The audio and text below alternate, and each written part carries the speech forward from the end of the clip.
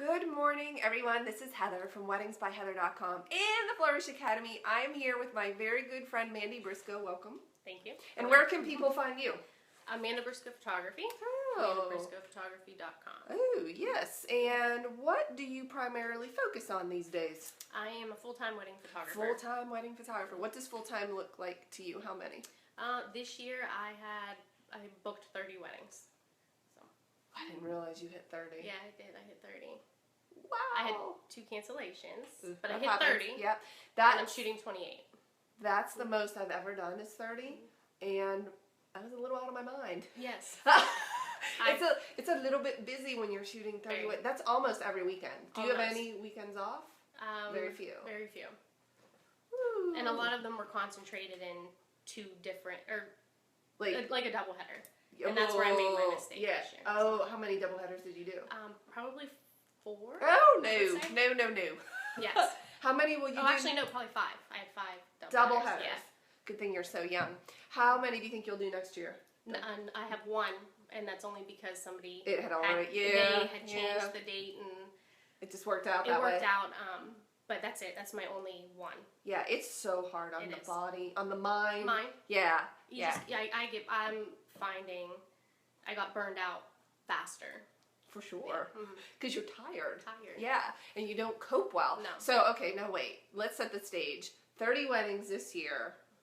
But you're pretty new. Your business is pretty new. 3 years. 3 years. So you started in 2013. But I only did a couple of weddings that year. So I didn't start weddings until 2014. Oh, yeah. Not full time, but more. Right. So you hadn't decided weddings. I did. Until then. Yeah. So tell me about 2013. How did you start? Where did you start? What happened? Tell us. I started kind of photographing everything. I have 2 little kids, so it was just easy to just take pictures of them. And then I started to edit. I like editing. Oh, I like editing. So then I had friends that were pregnant, having babies, and I'm like, I can do some maternity, and I just kind of started from there. In August that year, a friend of mine who already had a business, her name's Autumn, she was shooting a wedding and asked if I wanted to second shoot, just to kind of test it out. Right. Because at that point I had done families, maternity, seniors. Oh yeah, I was everything. Like the jack of all trades. Yeah. But not any weddings. No, not any weddings. And that was kind of a long-term goal, like years. I kept saying, oh, that's years. And because at that point I just had a little Facebook page and no website. You remember my website. Website. And I shot that wedding and I fell in love. Oh. So, this is it. And then from that wedding, just a few photos that she allowed me to post as a second shooter, I booked 20 through the end of the next year. And then I was like, what do I do? What do I do? What do I do? Because of that one wedding? That one wedding. How were you getting to these people? Facebook. Yes. You were just posting and tagging? I was constant. Yeah. Not to the point, probably to the point of being obnoxious. Yeah, I had to get out there. Yeah, you were right. You weren't afraid to put yourself out there. No, because you wanted people to see it. Yes. I wouldn't classify you as timid in that regard. No. You wanted it, so you did it. Yep. But you still hadn't really at that point decided, okay, full-time wedding photography. Because you were still doing other things. But let's even back up further. How did you learn photography? How did you even get into it? My husband bought me a camera after we had our first baby. Because you're going to take nice photos of the baby. Well, yeah, we took Ethan to picture people or something and walked out spending $300 of him in front of a wall. And I'm like, I can do that. I can take pictures of him. So he bought me a camera, and it just kind of went from there. Yes. But whenever I decided to actually start my business, I'm very big on education. I can't charge somebody until I know what I'm doing. Yeah. So I was Googling, did just different online classes. I did online certification. I got a scholarship through a military spouse thing. Oh, that's so nice. I did that early on, and then I found you. Oh, hallelujah! How did you find me? Just searching. I think I got a flyer in the mail for CCBC. I love that college. Yeah. And your name was on it. Yes. It was the intro to. Right. SLR. Yeah, SLR. Yeah. And that's how I met you. What semester was that? Do you remember? It was 2013. It was in the fall. Fall semester. Yeah, it was October, and then in November you and I started mentoring. So that was the first time we met. You liked the course, I guess. Yes. Yeah. And then you contacted me and you're like, we got to roll. Right. And it took off. Yes. I mean, when Mandy says she invested in her education, I mean, she invested. Mm-hmm. She spent a lot of time and money, a lot of money. So you're not just amassing like gear and equipment. You knew that you had to learn how to use it, but you also had to learn how to run your business. Yes. Because you didn't know, right? How would you? No. But you decided, and the kids are, the kids are still little, but they're not babies anymore. No. So you decided it's time to do something for me. Yes. Yes. And you were going to strike out on your own. What was your initial goal with all of that? To kind of just do something for myself. Yeah. Before I had my kids, I have a master's in education. I had a good job. My company closed when I was pregnant with my first. It just kind of made sense that I stayed home number-wise. Yeah. But I quickly learned that I'm not a stay-at-home mother. And I love the women that can do that. I respect them. Yeah. I can't. I needed something. Yeah. After I had my second, I'm like, I'm done. I need something. Or I'm going to lose my mind. Yeah. We're not cut from that cloth. No. We need something that I think every woman, even if she wants to stay at home, needs something that's her own. Something that's her own. That's her own. Mm-hmm. So you start this business, you're photographing everything, you do this wedding, and you say to me, I think it's weddings. Yes. Because, we had talked about you can't specialize in everything. You can't be an expert in everything. And it's not that everybody has to pick just one thing, but your business will go farther faster when you do. And it did. So that was 2014. Mm-hmm. You decide. 2014, well, I remember when I was here doing my end of the year goals. I wanted to be, I think it was, a 90% wedding photographer and 10% maternity and newborn, because I loved maternity photos. Yes. And then with that, you would get newborns. I started that year. I did a couple of maternity at the beginning of the year, and immediately, I felt my heart wasn't in it anymore. And I had a couple that were already booked, so I went through with it because I have to. Yeah, it's fun. And then after that, I was done. And I'm going to focus full time on weddings. Yes. Okay. So you have how many in 2014? I had how many weddings? I think I had right around 20. But going into that year, in December, I was right around 7 or so booked. Mm-hmm. I wanted 15. I think I booked 20. And throughout that year, but the following year when I made the decision to go full time, I went into that next year at 21 or 22 already booked for Holy moly. The next year. What do you attribute all of these bookings to? How? Not before you start advertising, we'll get to that, but before that, just Facebook sharing? Facebook, I advertise on the Knot. Yep. It worked for me. When did you start that? That year, 2014. Yeah.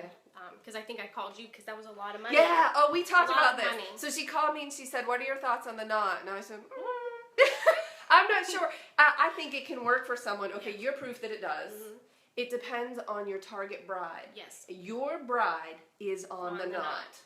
So you are getting an incredible return from that investment. Yes. So it's worth it to you. Yes. Yep. And at first it was difficult because of where my pricing was. I had to book really 2 weddings to pay for that advertising. Yeah, right.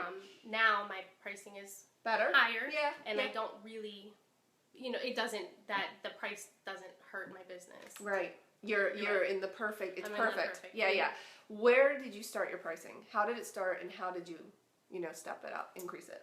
My very first wedding my signed contract, the bride, and it was from that second shooting, the second shooter wedding, $700.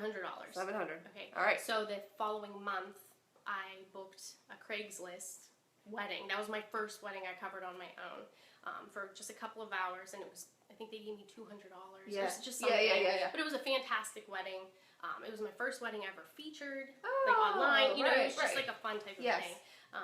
But then as my bookings started, I was getting a lot of inquiries. Yes. And then I realized the amount of time I sat with you. At that point, it was at the end of 2 months later. Yeah. And then I kind of almost doubled the price from there. Oh, I love that. That's a bold move. Mm-hmm. And I stayed there for a while. Yeah. You were pretty fearless. You're like, I'm going to go to 1,400 because I'm booking like crazy. Yes. There's only so much Mandy to go around. It's very simple, straightforward, supply demand. Yep. I think actually I went to 1,100, And then I went to 14 within a month. Yeah, pretty quickly. And then you booked a slew of those. Yes. And then we had a conversation about this. Yes. When and how to raise the price. Yes. And to what. So Mandy and I are really big into goals. And we set a goal that I think it was, if I book, was it 10 more weddings by a certain date, it was going to go up a certain amount. We just like set these timelines, these goals. And it did. It happened. Because when you set goals with specific numbers, you always hit them. Yes. And so you hit that goal and the price went up. But then as you started to creep higher and higher, you got a little nervous. I did. I got very nervous. Yeah. And I got so nervous that I left your house after one of my sessions, increased my price for, I think it was on my website, maybe a couple of weeks. And then I dropped it back down without telling you. Yeah, I don't know if I knew that. No, but I went back down, but I was okay with it. Yeah, you do what you have to do, of course. Yeah. But I stayed there for a while. I was at that 1900. Yeah. That's when I was close to 2000. It was that number. Yeah. That you and I, I always had that fear of going over. Anytime you go over 1,000 mark. Mm-hmm. Yeah. And because it was only myself. Right. I'm a single shooter. So how high can I go? Right. I love that. How high can I go? That's a challenge. Yeah, it's a challenge. I'm going to push it. And how much will people pay for just one? This is a good topic to talk about because prior to you, if somebody would have said to me they were a single shooter or what do you think about single shooters, I was a little skeptical because I've always had a second and sometimes third shooter.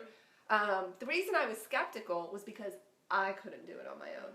Well, recently we went through a portfolio review. We looked at your weddings and I'm blown away by what you can do as a single. You're delivering more than I deliver, and it's perfect, and the coverage is complete. So this just proves that it is possible to be a single shooter. So I must confess that if a bride were calling me for an inquiry, I would use the fact that I had a second shooter as an advantage, and I'd say, well, I don't know how anybody does it on their own. I can no longer say that. No. Because you do it, and you do it very well. So if anybody is out there telling people, oh, they can't do it, they're on their own, that's a lie, because she's doing it, and she's doing it very well. I'm shooting, this weekend I'm shooting my 60th wedding, and it's my own. I did them all on my own. Unbelievable. You have to have the confidence, you have to have, I think it's all about confidence and focus, and you have to, your clients have to be confident in you, and I'm very upfront with them.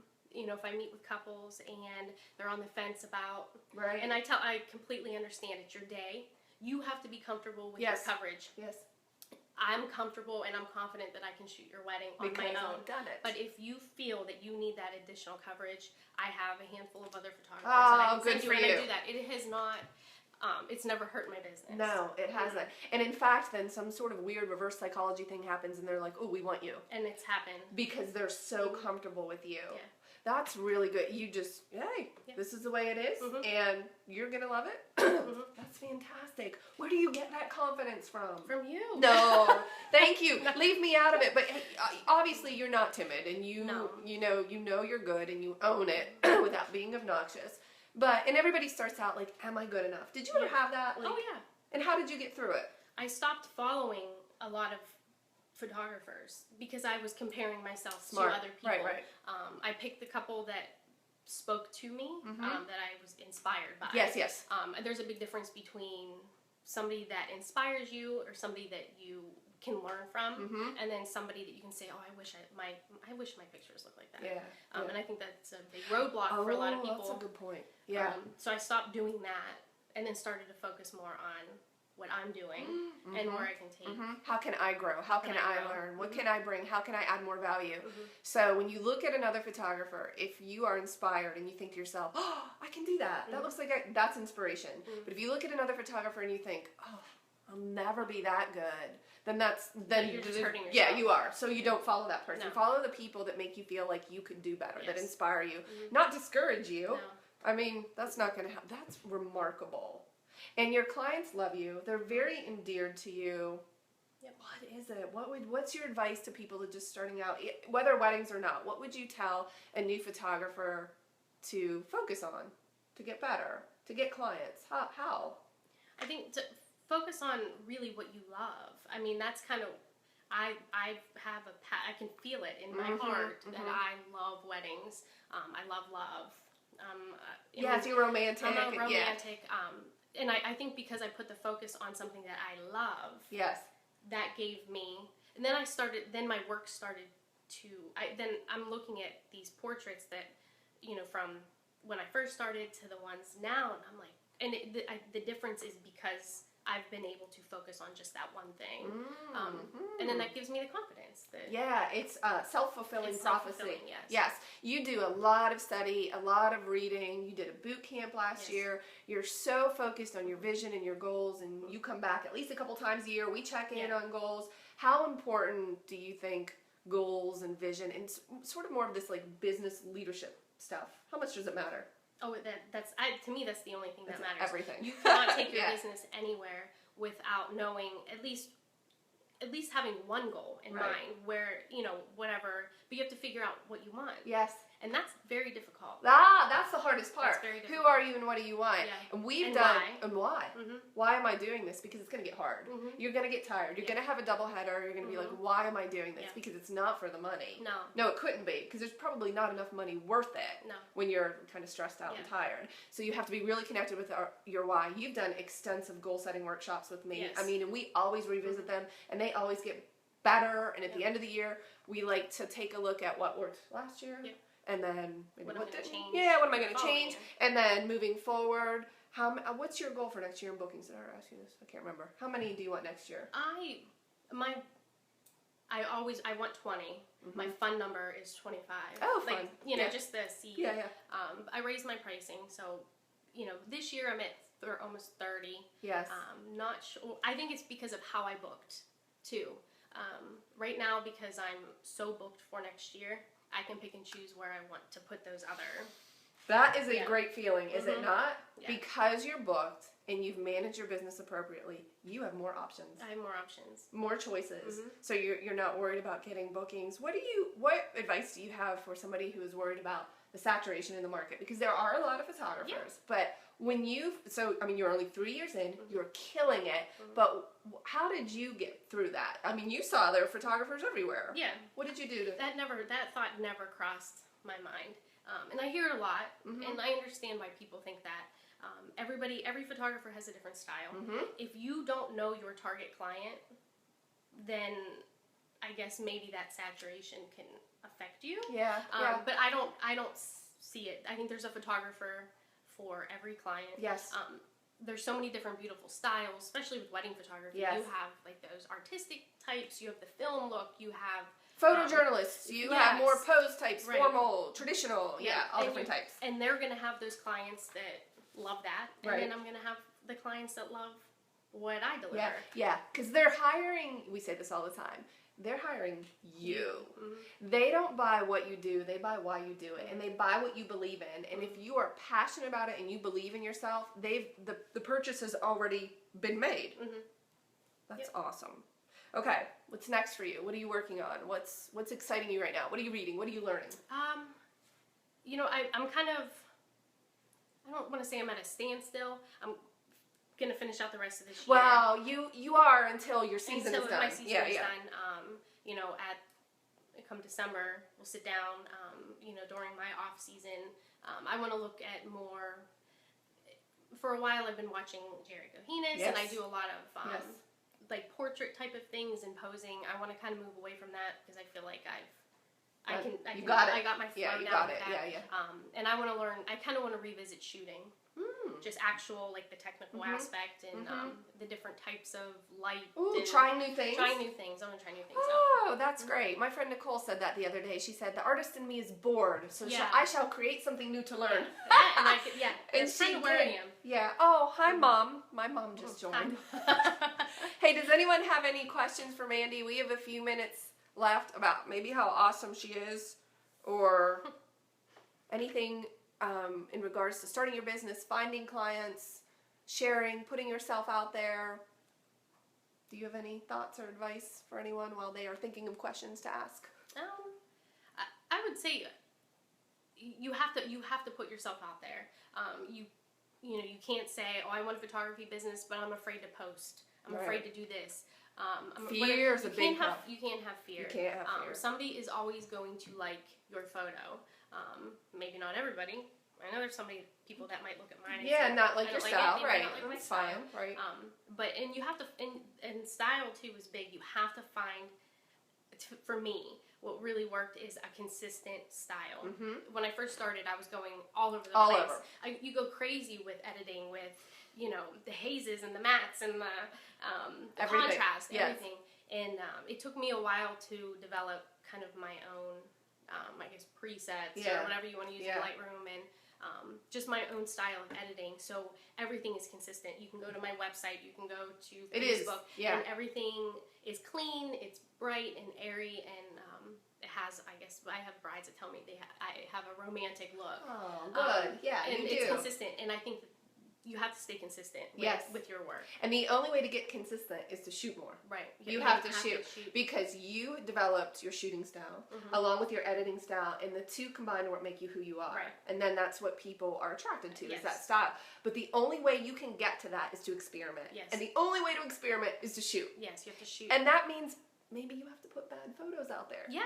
Or at least your first set of photos aren't going to be your best. Alyssa says, with the tagging restrictions Facebook has nowadays, how do you go about tagging clients? I've never figured that out. I mean, I think there's sometimes I can tag. I know it's weird. It's weird. Yeah. If you have mutual friends of somebody you can tag, or I've read that if you copy and paste the link in an empty browser, it works. And I'm not gonna it's a lot of work. stand on my head to try to tag. I don't have that kind of time. No. I mean, if I can tag them, that's great. If I can, I've never had a problem with a post reach. Yeah. If it's a really great photo, or if it has a great message behind it, you're going to reach your audience. You share it. So if you have a blog post and you share it on your Facebook page, do you then take that post and share it to the client's page? No, I don't ever interfere. I don't. You haven't posted it? No, not on there. I have. No. That's what I'll put. Like, I'll post it and I'll say, "Hey, gorgeous, your wedding's on the blog. Congratulations," or something. If I'm friends with them on my personal Facebook page, then maybe I would. But I wouldn't seek them out and post and. Right. Me personally, I wouldn't. No, you let them do that if they choose. Yeah. So how do you use Facebook for attracting clients? If you're, I guess what she's saying is if you're not able to tag them, and at the beginning you were getting clients from Facebook, like how was that work? Just constant posting. Yeah, and they were seeing it. I was just constantly posting something. Anything. Yes. I share it to my own page.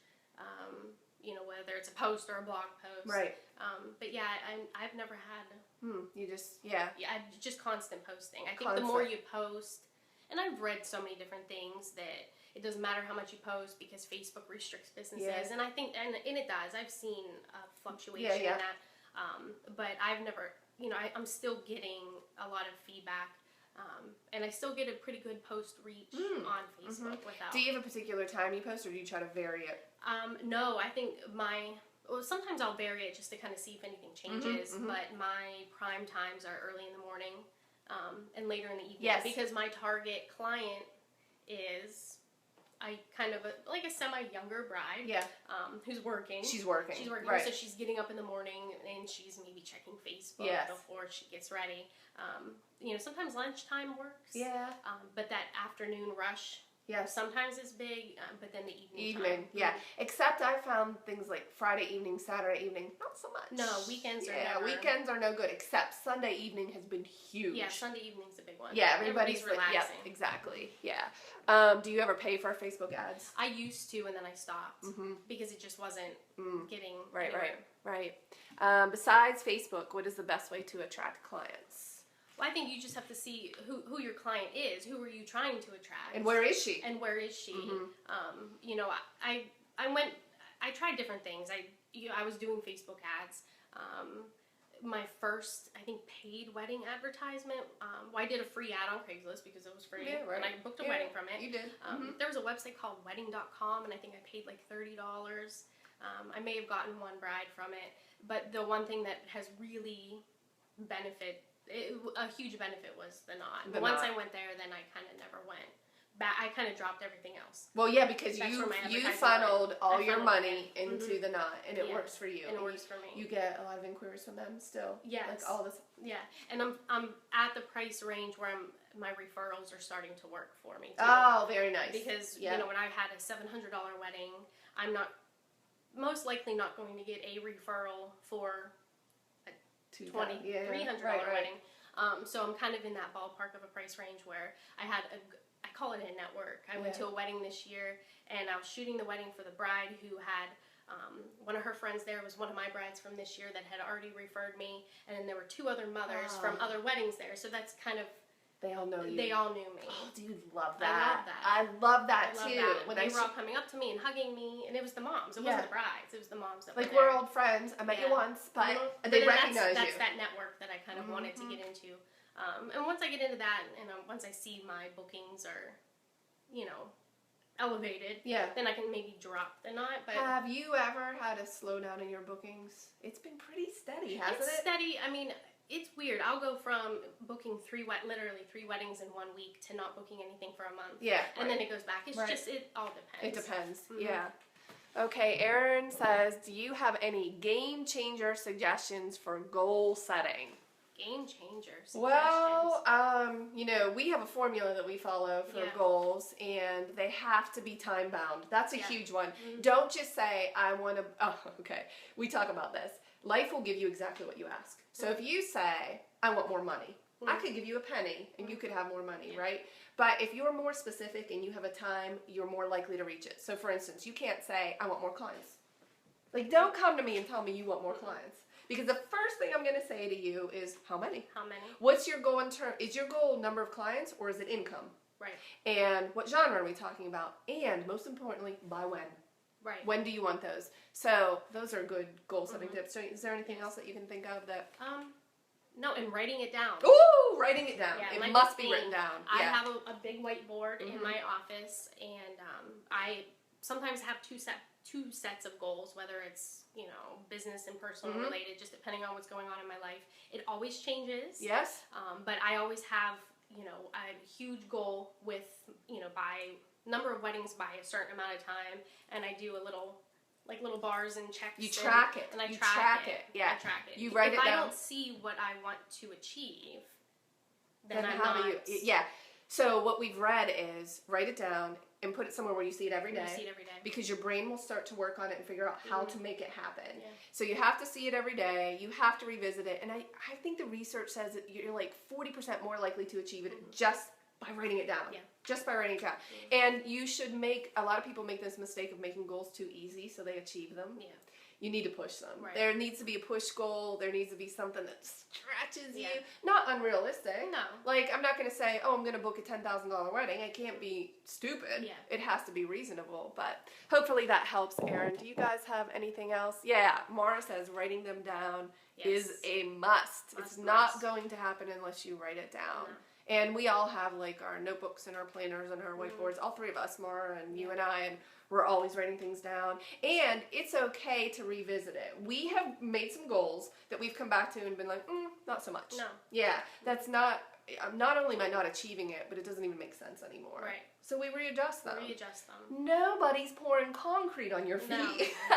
And I think people are afraid to write it down because, well, then I have to do it. Well, no. It might be a new season in your life. Something might change. You're welcome, Erin. I hope that you found that helpful. Do you guys have any last-minute questions for Mandy? She has a very busy day. She is a busy lady. When you're shooting 30 weddings a year, you are a busy lady. Busy. You're editing, though. You're pretty streamlined. You feel good about. You're my editing focused. I have a system down. It works, and all of my clients get. It doesn't matter how busy my month is or how busy the season is. They always have their full gallery delivered before their 1 month. And they would never know how busy you are. No. You do not want your clients to say something like, ooh, I know that you're really busy. No. I don't want them to think that. I want them to feel like they're the only bride on the planet, and I'm going to have your photos no matter what's going on in my life. Because that's just being a professional. I'm not saying things don't happen. Right. But to be a professional, then that's what you have to do. Alyssa says thank you. She hopes to meet you. Sarah says, just curious, how long does it take you to edit a wedding? It depends on the wedding. Mhm. I have, after you and I went through a recent gallery because I was Too many. over-delivering. A little too many. And from that, I've cut it down. I would say anywhere between, I don't know, maybe around 5 to 7 hours. Yeah. You know, if I can sit down in one day, I can get it done in one day. I'm the same. Mhm. So if I sat down, I time everything. Mhm. We do that so we know where we're at. You have to track things.